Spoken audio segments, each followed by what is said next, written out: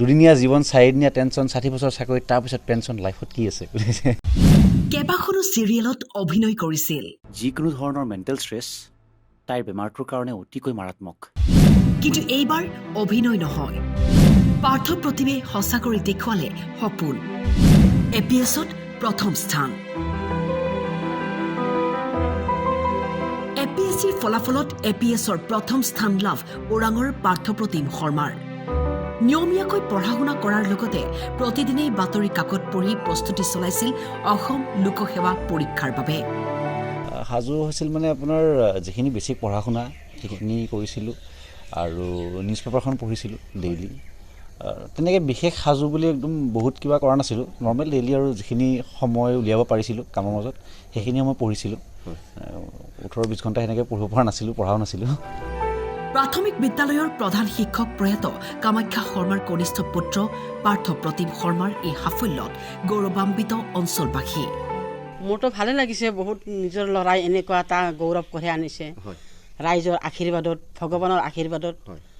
এনেকুৱা কাম কৰিছে বহুতে ভাল লাগিছে মনটোত জ্যেষ্ঠ ভাতৃয়ে ক'লে এয়া আৰম্ভণি সমাজৰ বাবে বহু কৰিব লাগিব সততাৰে কাম কৰি যাব বুলি বিশ্বাস আছে এইটোতো বহুত আনন্দৰ মুহূৰ্ত আৰু সি তাৰ কষ্ট কৰি যিখিনি এচিভমেণ্ট কৰিছে আৰু আগলৈকেও তাৰ চাকৰি জীৱন যাতে সততাৰে পাৰ কৰে কৰিবলগীয়া এতিয়া আৰম্ভ হৈছে বহুখিনি কৰিব লাগিব সমাজৰ কাৰণে আৰু অসমখনৰ কাৰণে গতিকে সি আগবাঢ়ি লৈ যাব যেন মই ভাবোঁ সি এইখিনি কৰিব পাৰ্থপ্ৰতিম এজন মেধাৱী ছাত্ৰ হোৱাৰ উপৰিও এজন সু অভিনেতাও এইটো খুব ভাল পদক্ষেপ আৰু এইটো অকল এজন পৰীক্ষাৰ কেণ্ডিডেট হিচাপে নহয় সমাজৰ কাৰণে এইটো খুব সকাৰাত্মক পৰিৱৰ্তন এটা আৰু অকল প্ৰযুক্তিটো